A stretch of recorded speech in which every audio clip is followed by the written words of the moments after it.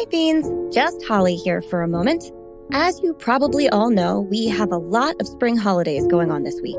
So, happy Easter, happy Passover, and looking ahead, happy May Day and blessed Beltane to one and all. Everyone's pretty busy this week, and all the kids are off from school. So there's that. While Leslie and I are going to take time to hang out with our families this week, we didn't want to leave out our podcast family. So we invite you to welcome springtime with us. And we thought the best way to do that was with a bunch of murderous bunnies. Up first is a monologue called Buttons, which originally aired on February 23rd, 2022, before episode number 102, titled Based on a Fictional Story. Then we have our hilarious 30-minute horror story roundup of a very strange movie called Night of the Lepus. That was released for our patrons on April 26, 2021, but if you're not a patron, you can hear it for the first time today. It's about an infestation of murderous mutant rabbits, and it is wild. And of course, we will be back next week with a 2-part episode on the murder of Rebecca Gould. This case is a masterclass in how much journalism, persistence, and effective crowdsourcing can do when it comes to uncovering the truth. So you won't want to miss that. Lastly, don't forget to leave us a little validation in the form of a 5-star rating and/or a friendly review. It really is the only way to move this podcast forward. You can also support us over on Patreon for more wild and weird extras like this. Follow us on social media. We are at Would Be Dead Pod anywhere and everywhere you get your content. And if you don't like the internet, word of mouth is always good too. You can tell a friend, tell a neighbor, tell all of your friends and neighbors. Seriously, tell all of them. We will take all of them. Then go out and enjoy all the glorious rites of spring. And we are sorry if you feel weird about rabbits for a little while. Leslie, do you have anything to add before we begin? Oh, wait. She is not here. Well, if she was, she'd probably tell you to get yourself some spring self-care goodness from Shore Soaps. Just pop on over to their website at shoresoapscapemay.com and check out all the great stuff they have to offer. I highly recommend picking up a candle. I burn one in the studio whenever I am working, and I am always working. Seriously, there are no better candles in the universe. Which reminds me, Leslie, I need more candles. Thank you. Anyway, all right then. On with the show.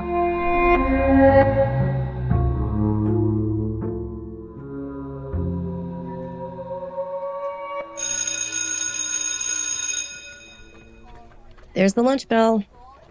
I sit slumped next to Poppy as kids pour out of the cafeteria and into the schoolyard like milk out of the spout of one of those tiny cartons they all had a moment ago. God, I hate those things. You can smell the chocolate milk clinging to the spout before it reaches your mouth. Well, most likely chocolate. Unless you're a psychopath. Anyway, it's recess time. 6th grade was so different. It was her last year in elementary school, and Poppy was dreading the end of it. Every night she told me how scared she was, how she felt like the other girls were leaving her behind. Poppy saw the cliquey girls run across the playground together, snickering at her expense. Poppy told me she didn't know why they were all in such a hurry to stop being kids. They stopped playing. Why does anyone ever stop playing? I don't know, kid. Then I hear them start. Oh my God, I know, she's so weird. Look at her over there twirling around, singing songs. What a joke. That's Aspen, the leader. I know, what a baby, chimes in Ava, her devoted little lackey. Oh, Ava. Remember when you used to bury yourself in the quilts on Poppy's bed while she taped tissues all around you to make it look like you were sailing in the whipped cream sea? I remember. Look, she has that stupid little bunny with her. What's his name? Ava adds, knowing the answer to her own question.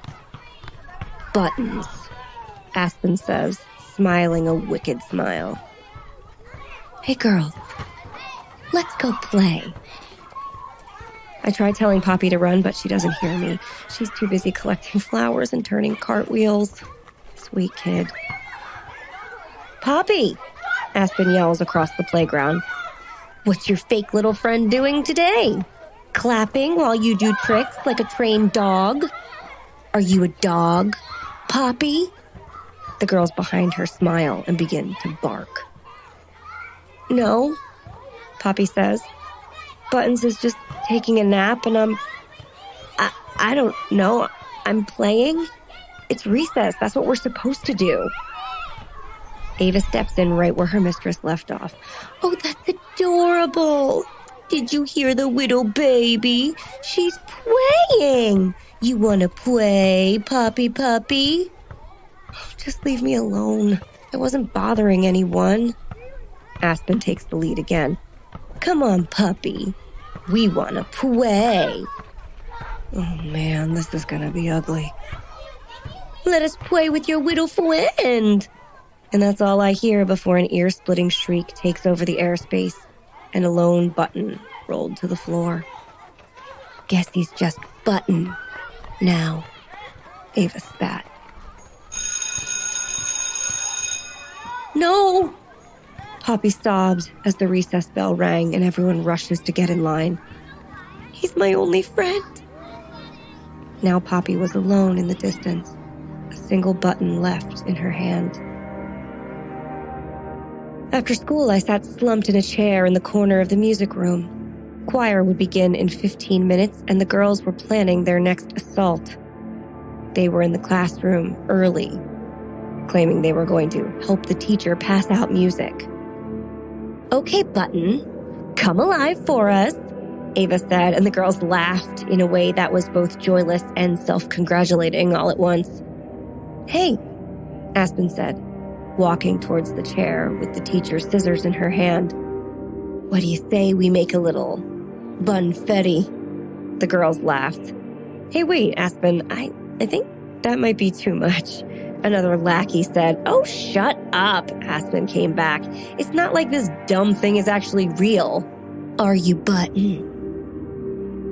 Well, Aspen, it's funny you should say that, I reply while sitting up in my chair and straightening my neck, my one remaining Button eye glowing in the fluorescent lights as I reveal a plush mouth filled with razor-sharp teeth. Because I am real. The girls have turned the color of the chalk dust that clings to the corners of the carpet. What? Ava manages to whimper as I get to my feet and walk over to them slowly, one beanbag paw at a time. As I walk, I stretch my back and flex the spikes that grow along my spine in a neat row. I shook my front paws and released the 3-inch claws I normally keep retracted. That's right. I'm real. Isn't it obvious? Yes. It's as plain as the nose on your face. And with that, I leapt on Aspen's face, sinking my teeth into her perfect little nose. As she screamed, I crawled over onto her back and used my claws to cut off 3 huge chunks of her white blonde hair. Not so pretty now, are you? The nameless girl rabble Aspen demanded follow her around had gathered by the windows. What's the matter, girls? Don't you want to play? I asked, throwing the little paper cups filled with dirt and seeds that lined the windowsills into their faces. And then I spot Ava, trying to hide in the corner, a warm, wet spot forming on the leg of her white jeans. Oh, Ava, I think you had a little accident.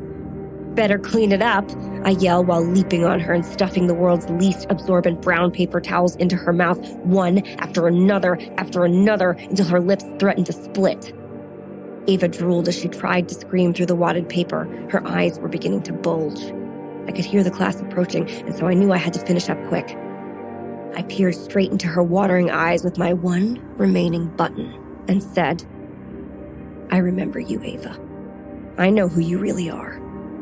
You wet the bed until you were 9. Poppy sang the entire time you got your ears pierced because you thought it might make you deaf. She was your friend when you had no friends. But I'm not your friend. I'm your worst fucking nightmare. And if you don't want to see me every time you close your eyes, you're going to tell Poppy you're sorry and pray to whatever God will have you that she's feeling forgiving. With that, I could hear the classroom door open, and I went limp just like Toy Story taught me. And then the laughter began. Aspen sat on the floor half bald, nose swollen and purple, clutching fistfuls of her own hair and shrieking about how the bunny did it. Ava's mouth was bulging like a bullfrog, her pants covered in rapidly cooling urine. The rest of the girls wiped the dirt from their filthy faces, crying about the bunny, mouths agape. The class roared with laughter at the spectacle. Buttons! Poppy shouted and ran to me, lifting me up and hugging me to her chest. I listened to her little heartbeat, knowing that today was her Independence Day, and smiled.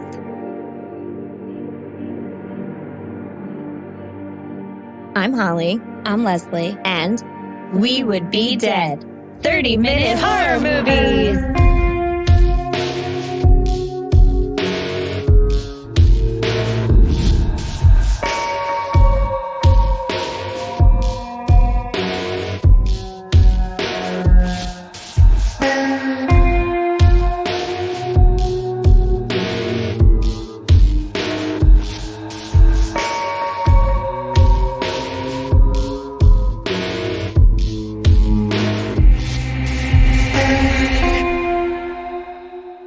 Fiends, patron fiends, best fiends forever. Welcome back to this month's 30-minute horror movies.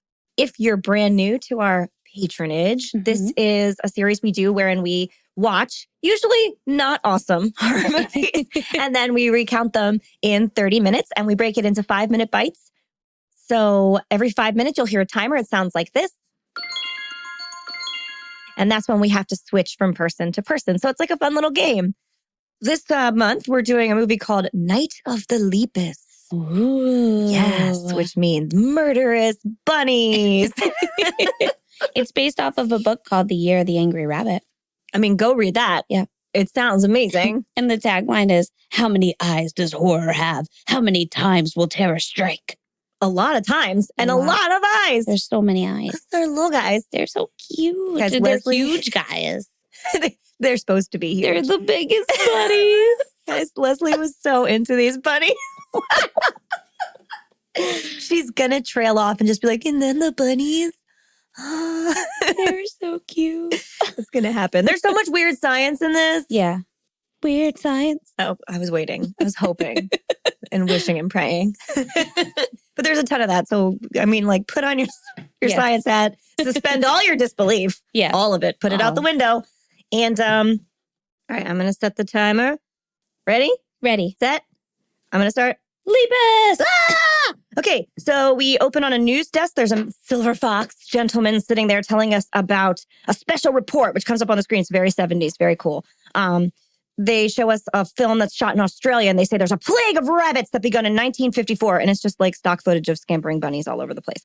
And then they talk about how the rabbits were shipped to Australia like medieval horse thieves. So they were like, there's a lot of rabbits here. We're going to send them all to Australia. More footage of tons of rabbits. And then they talk about how there's been outbreaks of these plagues of rabbits in the southwestern United States. And the plague of rabbits is a bunch of rabbits that are just taking over the area, and they're like, eating all the food and causing the land to be totally barren, and animals are dying, and it's crazy. They're like absorbing all the resources, and they make sure to mention that the scientific name for rabbit is Lepus. We say that a lot of times. And then after this guy has finished his report on killer bunnies, the opening credits come up, and it's like slow music that reminds me of a James Bond movie. Yep. It's like that surf spy type stuff. And it's like big yellow text. It has very 70s vibe. And then after that, we cut to a lone rider, a cowboy, galloping through the desert. And the rabbit runs across the front of his horse and spooks the horse, and they fall on the ground, and the horse is fucking screaming. Not like just making a noise, it's screaming. And the cowboy's like, well, fuck. And then he just shoots the horse in the head, which we were both not prepared for. Know. Then they look around, and there's like just bunnies everywhere. They're so adorable. Leslie was really excited. And then we see the same like bunny footage from earlier. They just show the same like 3 bunnies in a hole. Day. Yep. And then the cowboy arrives at like a broke down looking ranch, and he says, oh man, the horse tripped in a rabbit hole and broke his leg, to his son. And he looks at his son and he's like, go get my saddle off the dead horse. Yeah. So that's good. And then the cowboy takes a phone call and he's talking to some guy and he's like, rabbits have taken over everything. We got to do something about this. This is the worst. And then we cut to the cowboy in town and he's talking to another person about how they're taking over his ranch, these rabbits. And he doesn't want Dr. Clark. That's okay. So he's talking to Dr. Clark and he doesn't want a man named Dr. Elgin to get rid of the rabbits because what he did was he like poisoned everything. He killed them all with cyanide and that killed every other animal too. And it was terrible. And apparently this rancher guy wants just balance in the universe. Namaste. And the guy, the Dr. Clark recommends another guy who's like, he got rid of things without murdering them. He's cool. And That's Dr. Bennett. Dr. Bennett. And so we're good for the environment. That's nice. And then we cut to a sky full of bats. Out of nowhere, it's bats. And people with nets catching them. And Janet Leigh and some guy. And they're trapping and recording the sounds of bats who are also screaming. Every animal in this film screams. And they have a cute little girl. That's nice. Then Janet Leigh tells her daughter, the cute little girl, that bats love hair. She's like, run along. They're going to get caught in your hair, which is a rumor and don't believe it. And that makes me mad. Anyway, the Batman's name is Roy. Roy? Yeah. That's Roy, yeah. And then Dr. Clark, who we spoke to before, arrives at this like bat hole that he's at. And he's basically Ron Swanson in a yellow turtleneck, which sounds great, but it's less great than you think. Then he says that he's recording the sound of the bats' fear so that later he can use their fear sounds to control them. What? So then this guy that's recording the bats is the bug guy, the guy that like was able to kill things without poison. So we find out he's some sort of super environmental scientist thing. And he wants to use the bats that he's taming to control the mosquito population in the area instead of spraying with chemicals, which I like. That's a great solution. Yeah, he wants to like use fear to get them to fly to where those areas are. And then they'll eat up all the mosquitoes and all the problems will be solved. Cool. So then Dr. Clark says he wants Roy the Batman to help out the cowboy from the beginning, whose name is Cole Hillman, which we now know. And he looks like he played football in the 1940s. And he did. Oh, he did. That's why I wrote that down. Yeah. Okay, cool. He played high school football and he got his name on the map, which helped his ranch become successful. And now he does a lot of fundraisers, especially for Dr. Clark, which is why he wants to help him. Yeah. And then he says he has a, quote, rabbit explosion at his farm.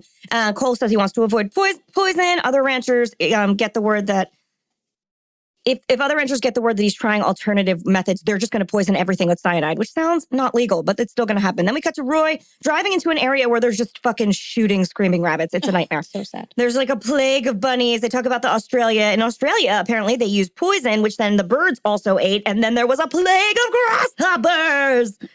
There were no birds to eat the grasshoppers, and they took over the world. So then they catch a rabbit, and they're like, this rabbit's fucking weird. And they go, oh, well, there's a reason it's weird. A man nearby was breeding pet rabbits, and then his barn burned down, and they all escaped, and then they mated with wild rabbits, and they have mutt bunnies. So apparently mutt bunnies are bad, and they will take over the world. And then the rancher guy, Cole, is like, well, I don't want to poison everything because that's going to like make me have to sell all my cows or poison my cows. And Dr. Clark's like, how about we use hormones to interrupt the breeding cycle? Or maybe a rabbit disease. Everyone has weird old-timey accents.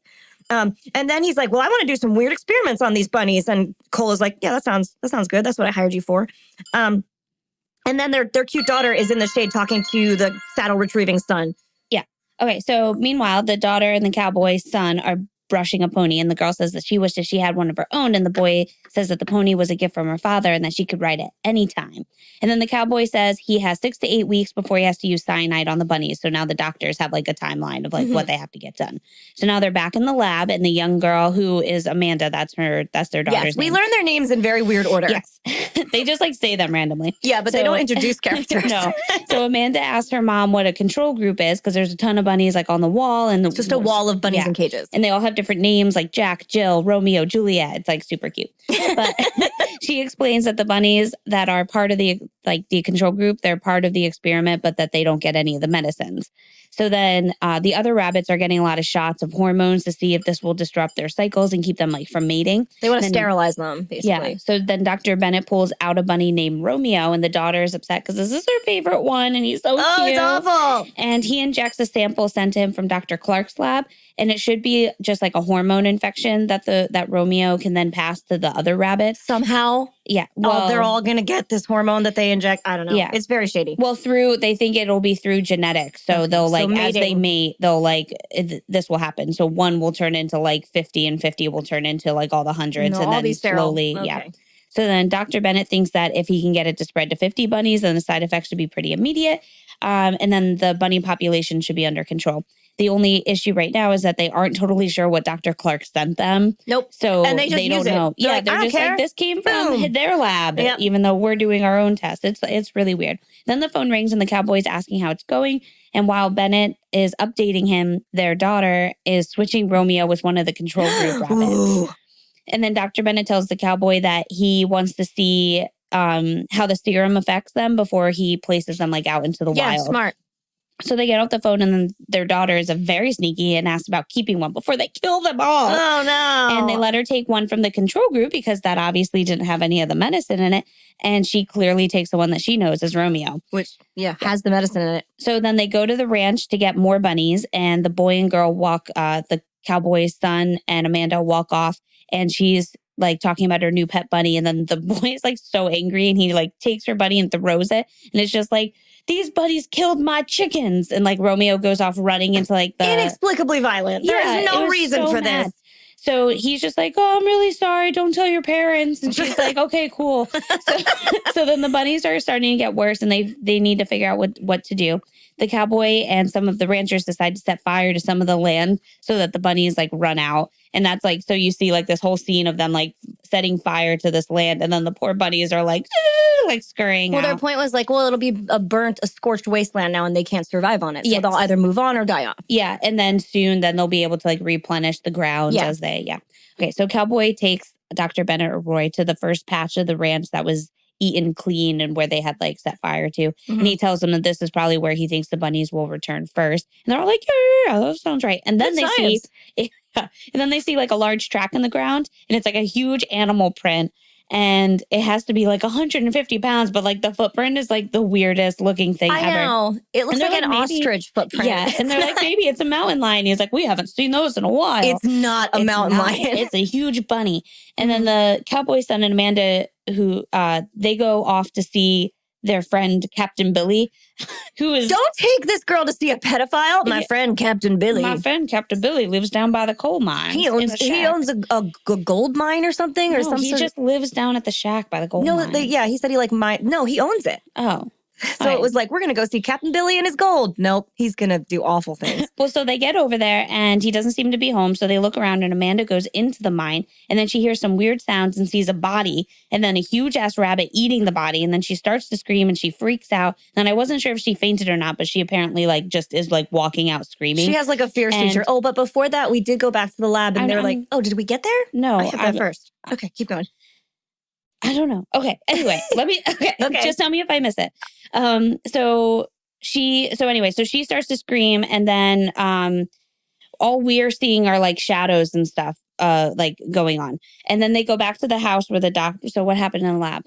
Like there was a scene in the middle where they were like, these bunnies are getting huge. The bunnies that we put the serum in are really, really big. And they're getting big at like a really accelerated rate. Yeah. So they saw where it was like a baby bunny that turned into like an adult bunny, like overnight. No time at all. All right. So now they're back at the house and there's a doctor checking on Amanda. And he says that she's just been frightened. That's all. But just to keep checking on her. And the Bennetts asked what the boy saw.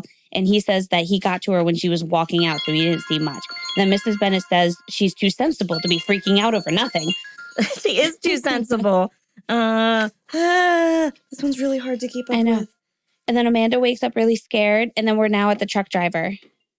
And the truck driver pulls over on the road and the trucker gets out to check on some of his products in the back. And then he starts to hear like loud thumping sounds, like it's a stampede of horses, but it's bunnies. And then they attack the truck and they eat all of its produce. And then the next day, the police find the truck and the trucker, and the trucker is all cut up. And they suggest that the killer used an axe, but we know it's the teeth. Yeah, he's hilariously dismembered too. He looks like he's covered in ketchup and separated at all the joints. Yeah, still like that 70s blood. Yeah, and then the cops get a call that Captain Billy has been found hacked up while they were inspecting this other guy. And they start inspecting the cans that they found in Captain Billy's shack because he like ate out of a can like a hobo. And they're like, the scientists, they're in a lab, and he goes, these didn't come from an axe.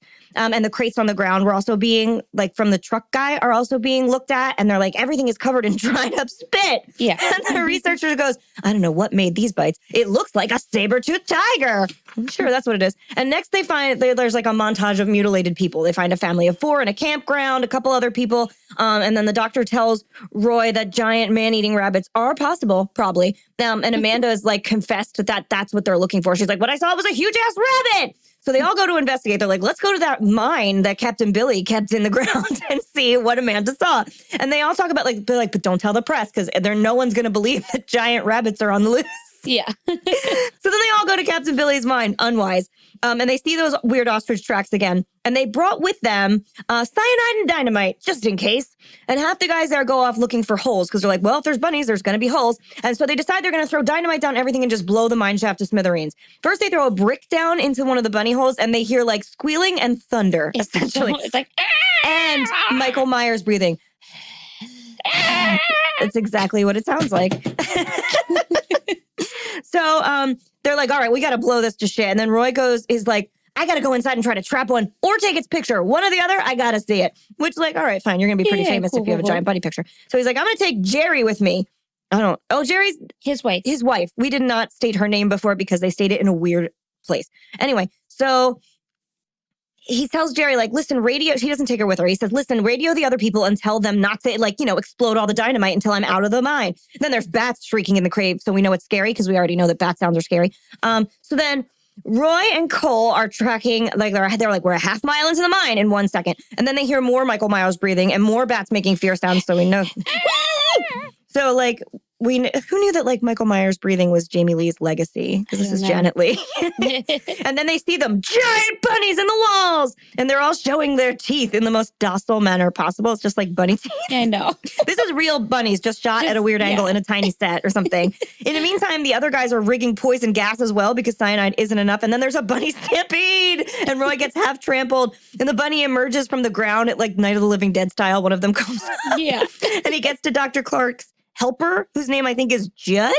And he fucks the guy up real good. But Jerry's pretty good with a shotgun. She's like, shh, sit down. Bang, bang, bang. And then she shoots at stuff. Yeah. She's very impressive and I like her. So then everybody comes running out of the mine and everything blows up. But they did get a picture. Hooray! And Roy wants to show the pictures to the press. But Dr. Clark is like, no, we can't do that. Again, giant bunnies. Unrealistic. We got to wait. So then Roy sends Jerry and Amanda off. He's like, you guys got to go. Because when the giant bunny news hits, there's going to be a lot of press here. Because now they're concerned about their child, who they brought into these weird science experiments without being upset about that ever before. Anyway, so then Roy and Jerry look at each other and they're like, we're going to be in this together from here to Timbuktu or some shit. That's clearly something that was cut earlier in the movie that they say to each other 100 times and they only left it once. It's a very strange editing issue. Meanwhile, back in the mines, the bunnies are not even dead at all. They come out, they're like, that was sucky. Anyway, we should kill everyone now. And they're just cute little pet bunnies. And now they're roaring like lions, by the way. It's just like a bunny making... I know. They breathe like Michael Myers, roar like lions, and then their faces are like these little docile faces. And they frequently show them covered in fake blood. And they look like that internet video that went around a bunch of years ago of a rabbit eating a raspberry. Where it's yum, yum, yum, yum, yum. And its face it's really is all funny. red. They're huge and they're supposed to be monstrous, but then they keep showing them doing normal bunny things, doing their, moving their nose and petting their ears. So it's real so cute, but just they're huge. So then they gallop off in a stampede to scare some horses. They're like, yeah, we're going to fuck up some horses. But oh no, they're at Cole's house. That's his horses. Terrible. And then Cole listens to the horses screaming and he walks out close to the field, hears the horses in trouble, pops his collar and is like, fucking time for business. Then he grabs a shotgun and tells his wife or nanny, I don't know what that woman was, mother. to pack up his kids, put on warm clothes, or his just one kid. Inexplicable kid. We never know where that kid came from. And then we pan to bunnies on a cliff. Oh, okay. So he sends them into the storm cellar. And then Cowboy and his friend Jack on the ranch, they are gonna get the horses together. So the bunnies are coming and it's not good. And the horses get out and they run off. And then the bunnies are very excited about this. Then they find the horses over that cliff that Holly just said. And then they attack and eat them. And then Jed who got attacked back down at the mines and was terrified. He even said, I had this line written down that was so funny. So after he gets attacked and Janet Leigh calms him down, he's just like, we got to get out of here. They ain't coming out of that mine alive. He fucking freaks out. Oh yeah. He's traumatized. He was very bloody from a rabbit trying to gore his throat. Yeah, so he's super freaked out. He jumps in a truck and drives off. But this is a mistake. The only truck. Yeah, the only truck. And this is a mistake because he runs into a stampede of bunnies right away that try to attack him. But he manages to turn back around and he drives back. But then he crashes his truck into the ranch and then he trips on his way out of the truck. And then the bunnies are like, yeah. So then the cowboy tries to call the operator, Mildred, to connect over to the police station, but then the phone lines go out during this call, and she's like at like a general store. So this is like a switchboard operator situation. So she's just like plugging people into their calls. Yeah. So he hears the bunnies coming and then hears Jed screaming. So he and his other friend, or Jack, they shoot the bunnies and head to the storm cellar. And then the rabbits are now above them trying to get out of the cellar. And Cowboy and Jack just keep shooting at them. There's just like little blood dripping. And it's so sad. And they're in this tiny little like dollhouse. It's obviously a diorama made for the bunnies. It's so cute. Okay, so then in town, the bunnies are going nuts and are heading to the general store, which is where Mildred works. And there was a few police officers there. So she tells them about like the lines getting cut off and that they should go check the ranch out. And they're just like, yeah, that's fine. They go. So then Mildred is getting ready to lock up the general store when she hears the loud stampede outside, but doesn't see anything. So she heads back in, locks the door, and then sits down. But then she really starts to hear it. So she like looks back out the door, and then the bunnies break through the front door and attack her. No. And it was so cuddly. And then the two police officers are driving home, and one gets dropped off at his house, and he now hears the bunnies coming too. Terrible. And he starts to walk into his house, but the sound's getting louder and he keeps checking behind him, but nothing's there. And then just before he gets into the house, he sees the bunnies coming and they break through the fence and they attack him. It's like a tiny little fence. And he's dead now. Bye. Yeah. So it's the next day and things have settled down a bit. It's like light out. So I guess bunnies are just asleep. So at the ranch, they weren't aware that anything else was happening in town. They say they're nocturnal. That's right. Yeah. And yeah, that's Which right. And gets would say lost in the normally shuffle. kind of are, but anyway, so everybody in town, like all these different spots where people are getting attacked, nobody has connected with each other. So they just think like, maybe it's just happening here. So Dr. Bennett sends his wife and daughter into the camper and they are heading out of town. The sheriff, Dr. Clark, and Dr. Bennett meet up at the airport to take a helicopter to the mines, and the sheriff updates the other two about like some of the other deaths in town. And he's in the know now. He's like, oh yeah, you want to talk to me about giant bunnies? Let's go. Let's go. So a family of 4 is driving through town. This is like a weird sign of nothing happened. And they stop at the general store to get some snacks, but it's clearly shut down. They're like, it must be a ghost town. And then they just like go off. It's not even just shut down. It's destroyed. Yeah. There's like a corpse in there and it's a mess. And they're just like, oh, well, we can't get snacks here. Yep. Bye. Very casual. Then Amanda and Janet Lee are driving and they make a turn that goes towards whatever town they were headed to. But then they get stuck into like a sand thing. So now they're stuck out there, which we know is not going to be good. And then the cowboy heads down to the general store to see what's going on. And that's when he sees it's been overrun by rabbits. And he sneakily gets away. But then he sees finds the corpse. Yeah. But then he gets away and he finds another body. I think it was like maybe at like a mechanic thing around the corner or something. Just bodies everywhere. And he realizes this isn't good. And then the helicopter lands on the mines and the doctor and the sheriff get out and realize that the bunnies have all escaped. And the sheriff decided to call the National Guard in. Good so plan. Then the cowboy is walking and gets picked up by a priest, which is also a random thing. And he was just like, I'm Father. Like, Father, don't worry, I haven't been drinking, but there's massive bunnies running around. And the priest is like, yeah, okay. Yeah, okay, come on. This is fine. So then the other guys get back to the airport on the helicopter, and another policeman is there to take them back to the station, and the National Guard is on their way. The cowboy gets to a phone booth and calls the police station, and then that gets them to the sheriff, and he tells him about the bunnies attacking his ranch in the town, and they seem all like headed, and all the bunnies seem to be heading towards the station right now. Yes. So the sheriff tells everyone the news, and the army sergeant says, great, let's just blow everything up. And the sheriff tells him to hold up because they're so cute and they need to evacuate. They just need to evacuate everyone first. So then Dr. Bennett is worried about his wife and his daughter because he still hasn't heard from them. But Dr. Clark thinks that they're okay because like he knows. And then the sergeant calls the rest of the army to come in to help evacuate the town and get ready for the attack.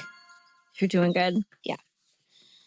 Okay. So, yeah, also, like, how were Jerry and Amanda going to call him? There's no cell phones at this day and age. How is he going to hear from them? He's not around a phone. No, whenever they got to their place. Okay. Yeah. They would call somewhere where he might find them on the switchboard where there's a dead woman. Yes. Got it. And then they show all the rabbits at a produce market enjoying a delicious side dish in between all of the people that they ate. Yeah, and so reports come to the police that rabbits are killing their way through town. And then we see the rabbit horde just like hopping through the streets of the town. They're like, we're going to take over. And they're diverting traffic. And then we see more running bunnies. They look like a Sahara stampede. It's just rabbits running. And cops say there could be hundreds of them. back at the station, they're like, things look kind of hopeless. The rabbits only move at night. So like, yes, like we said, they're nocturnal. And what we need is a great big fence. They're like, what can we use as a big fence? We don't have one of those. And then they say they want to use railroad tracks, which they don't explain this immediately. Later, in dribs and drabs, we get the explanation. What they want to do is, quote, create an electric fence, but they don't want to contain the bunnies anywhere. They want to electrocute them all en masse, which is really hard to suss out from how they go about this. Yes. So we're going to have to suspend our disbelief real hard. So then a guy with a megaphone is like, attention, killer rabbits, follow the cops. And the people are like, okay.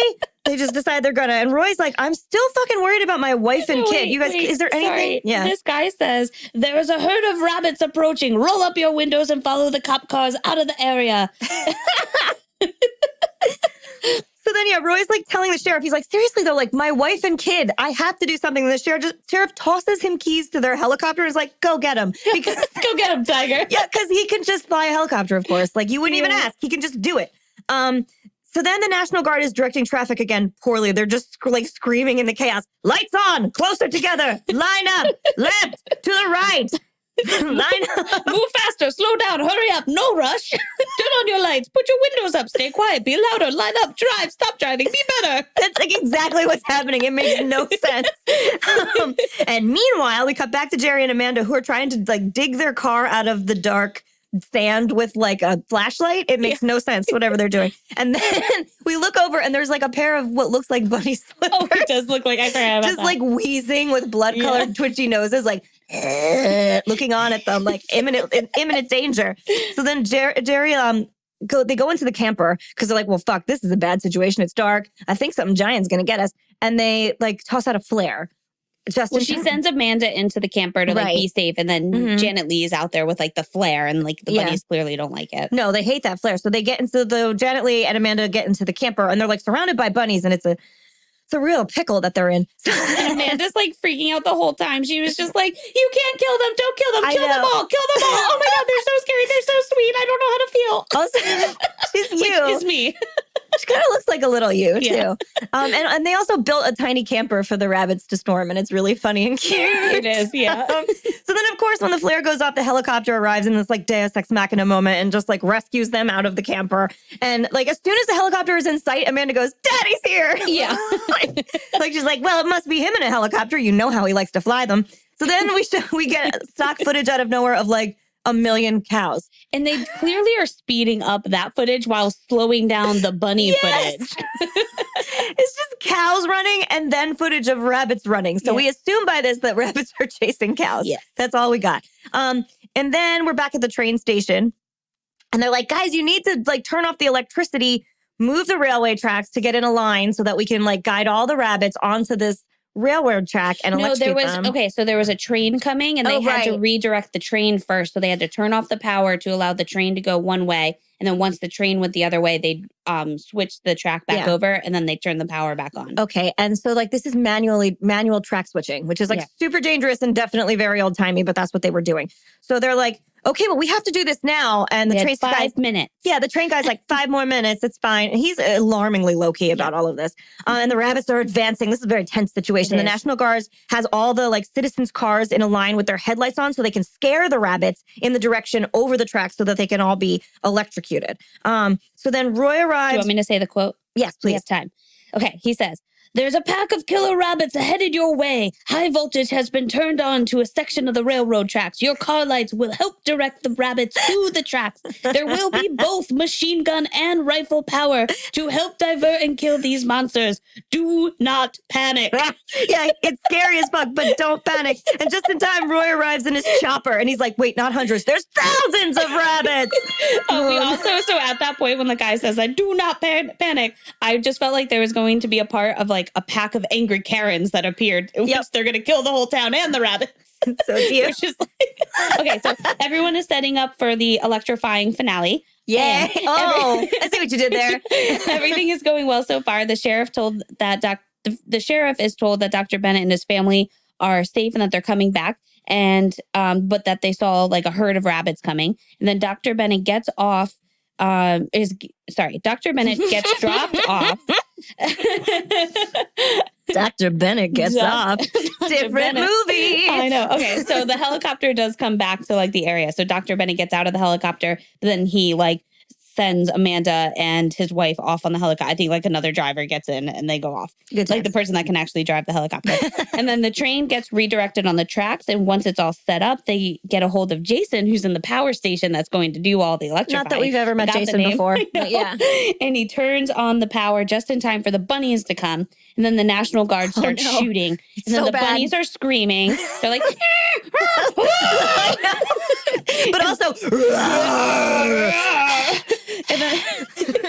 and then the shots are being fired and they are directed into the railroad tracks where the electric fence shocks them and kills them. ew, it's a mess. Electrocution. Horrible. It's disgusting. And every time they get shot or like hit the fence, it's like a massive jump where they and jump it's back. bloody. And then there's like a carpet of dead bunnies on the ground. God, it's so sad, but it looks so cozy. Yeah, you just snuggle in there. It's horrible. Mhm. And it's all, so it's all very horrible for like the next several minutes. This is all what happens for several minutes. Yeah, Just it goes on way they're too being long. shot and zapped There's everywhere. firecrackers and sparklers. Yeah.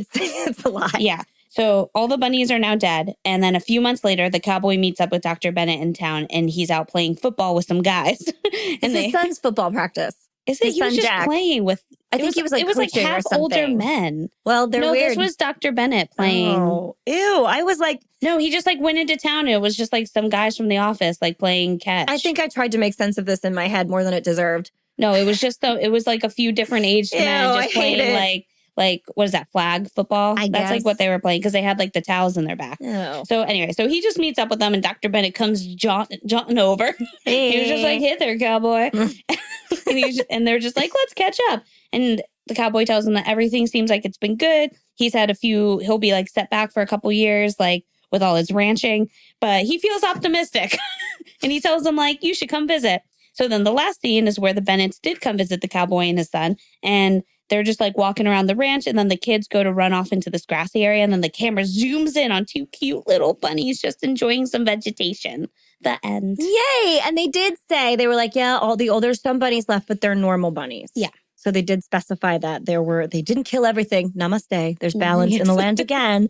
And we're all good. Also, I observed that everybody in this movie looks like they smell like cigarettes. Oh, for sure. So yeah, it seemed like without there actually being cigarettes, it seemed like a Camel commercial. Yeah, everyone Or like was a like Marlboro Light. dusty and their skin was like too tan. Yeah. And they look They are in the they're like in the Southwest America. Right. Except for this one guy when there's like a group of guys talking and one guy has on like the brightest neckerchief I've ever seen in my life and like a really fancy cowboy hat and his coat looks like a quilt and he's just like, you dummies. Yeah. I know.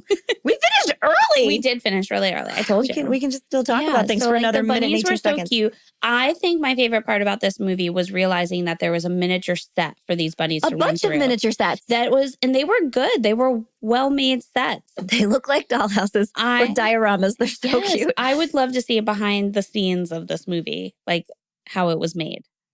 Yeah, that would be fun. Yeah.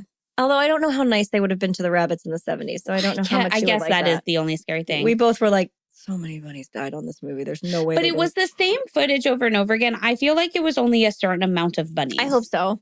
And these bunnies, like we say bunnies, we mean bunnies. They look like pet lop-eared rabbits. They don't look like wild hair. They look right. Which I wonder if that's why they put that part in the movie where it was like, it must have been. It was like, the regular bunnies and escaped and like mated with the wild bunnies. So that's why they looked a little cuter and not as like sense. They're clearly not wild rabbits. They're very obviously pet rabbits. Yeah, their legs are chunky. I know. And their little faces are so docile. They're so cute. They're not going to hurt anybody. They just want to eat a raspberry. They just want some carrots, a little lettuce. My dog is not feeling this. He's like, stop talking about rabbits. I'll eat those rabbits. I will get, he so doesn't care about rabbits. The cat would eat them, not my dog. Oh, we did it. We did it. Hooray. So guys, that was Night of the Lepus. Yeah. It's a weird one. You can get it on Amazon Prime. They don't sponsor us, but you can get it on Amazon Prime. Mm-hmm. You can rent it. It's fun. Or buy it. Yeah, you can buy it. I did not, but It's like you can. $10, yeah. Yeah. Enjoy it in your collection. And if we lived in a town that got rampaged by murderous bunnies, we would be dead. Or snug. So cute.